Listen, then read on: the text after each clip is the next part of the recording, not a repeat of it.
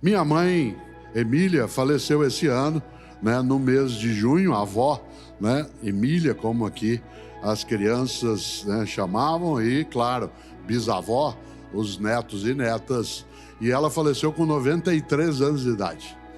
E, portanto, porque ela faleceu esse ano, ela pegou todo o processo da pandemia, pelo menos até junho, quando ela nos deixou. Mas o mais forte disso é que minha mãe nasceu em 1929.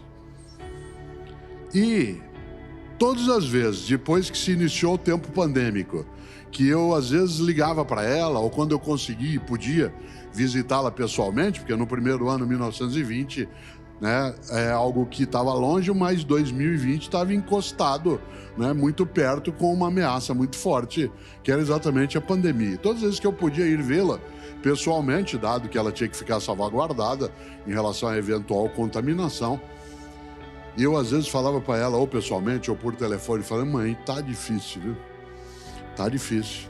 Isso em junho de 2020, em julho de 2020, nós estávamos recolhidas e recolhidos. Havia um número imenso de pessoas que tinham de trabalhar para nós vivemos na área de saúde, na área de transporte, na área de produção, na área de segurança, no agronegócio. Para nós continuarmos vivas e vivos, era preciso que muita gente lembrasse da importância daquilo que estava fazendo.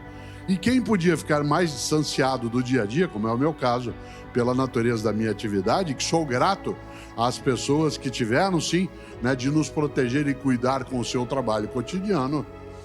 Às vezes, claro, eu também ficava meio agoniado e ligava para ela e falava assim: mãe, tá difícil, viu? Ela dizia: filha, eu vou te contar uma coisa. Eu nasci, dizia ela, em 1929. Ela nasceu. Eu nasci em 1929, isto é, eu nasci 10 anos após o final da Primeira Guerra Mundial, quando havia ainda reflexos de desespero na economia, na convivência, o número de famílias enlutadas.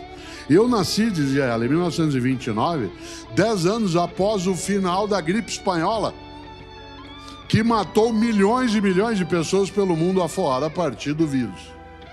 Quando eu tinha 10 anos de idade, isto é, em 1939, quando ela tinha 10 anos, explodiu a Segunda Guerra Mundial. E quando eu tinha 10, 11, 12, a vida era mais difícil, havia restrição, né, de alimento, havia restrição de combustível, a economia estava em frangalhos, o mundo teve que se dedicar a um confronto imenso. E quando terminou a Segunda Guerra, em 1945, eu tinha 16 anos de idade, o mundo tinha perdido 55 milhões de pessoas na Segunda Guerra, inclusive na minha família. E quando eu achei que agora vai, porque com 16 anos, bombas são jogadas sobre Hiroshima e Nagasaki em agosto de 1945 e eu passei, como qualquer ser humano mentalmente saudável, a ter pânico do fim da espécie de uma guerra nuclear. Quando eu, aos 16 anos de idade, imaginei que isso ia passar logo, aparece a União Soviética de um lado, a nação norte-americana do outro, e nós tivemos uma guerra fria de confronto possível de guerra nuclear de 1945 até 1990.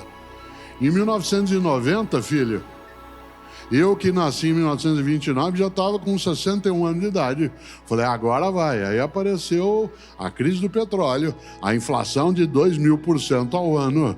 E agora, aos 91 anos de idade, que eu vou brincar com os meus bisnetos, que eu vou poder aproveitar um pouco mais. Vem essa pandemia e nos coloca cada um num canto.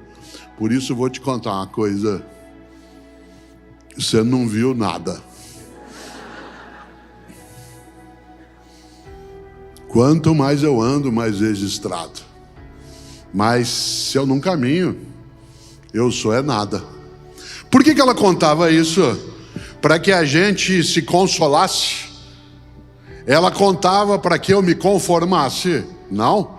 Ela contava para que a gente ganhasse ânimo para entender que se cada pessoa e todas as pessoas fomos capazes de fazer o nosso melhor, a gente segue adiante. Mas, se, por exemplo, no mês de março de 2020, como aconteceu, diante de algo aterrorizante, que é o vírus que ainda circula. Se todas as pessoas tivessem enfrentado a situação horrorosa, como algumas pessoas decidiram enfrentar, nós não estaríamos aqui essa noite em Florianópolis com tanta gente. Aliás, nós humanas e humanos arrogantes que somos, ficamos imaginando que durante décadas a grande ameaça à humanidade viria do espaço. Um meteorito, um asteroide, e nos preparamos para isso. Aliás, criamos tecnologia para isso, já pensou? Criamos mísseis que pudessem combater, serem disparados. Quem diria que a ameaça viria do nosso meio? Eu, caipira que sou, nascido em Londrina, a gente caracteriza o que a humanidade viveu a partir de março de 2020, os caipiras chamamos de tranco, né? Tomou-se um tranco. Nós estávamos imaginando que a gente já era invulnerável, que as coisas não nos aconteceriam e de repente fomos atropeladas e atropelados por algo que, embora Dona Emília, minha mãe, dissesse se ainda não viu nada, a gente não imaginava que fosse ver o que vimos. Aliás, nessa hora, é claro, quando do início do momento pandêmico mais denso, quando nós não entendíamos direito como fazer, usa máscara, não usa máscara, deixa a máscara para quem é da área de saúde, e se ele vai para casa, quem atuar no campo da saúde pode contaminar a família, e se não vai para casa, um grupo de pessoas começou a olhar tudo aquilo e dizer: o que eu posso fazer? Uma parte das pessoas, ao olhar a dificuldade, a agonia, o desespero, disse: o que eu posso fazer? Com reticências, com 3 pontinhos. Ainda bem que uma parte das pessoas, em vez de usar a frase com reticências, com 3 pontinhos, decidiu nela colocar um ponto de interrogação. E no lugar de dizer o que eu posso fazer, a questão se tornou questão e foi: o que é que eu posso fazer?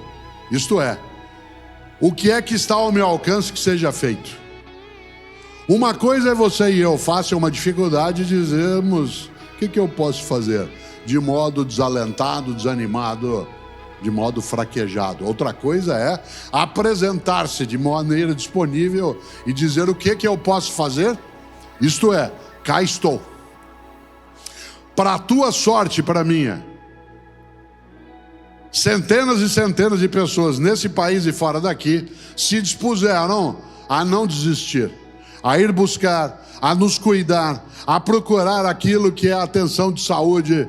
E quando se dizia: Cortella, não tem como fazer uma vacina em menos de 10 anos, nunca nós fizemos uma estrutura vacinal em menos de uma década, um grupo de homens e mulheres em vários lugares do planeta foi atrás. E cá estamos. Várias pereceram, ficaram pelo caminho. Pessoas que vários momentos quiseram desistir. A gente lembra da cena, gente encostada, sentada no chão de hospitais. O desespero de outras pessoas que não conseguiam respirar em vários lugares. E nós cá estamos essa noite com centenas e centenas aqui, sabe por quê? Porque ainda bem que na humanidade há muita gente que acha que se alguma coisa tem de ser feita, então que ela seja bem feita. E o fazê-lo bem significa, acima de qualquer coisa, procurar alternativa, caminho, em vez de modo, como eu lembrava, desalentado, dizer: o que eu posso fazer?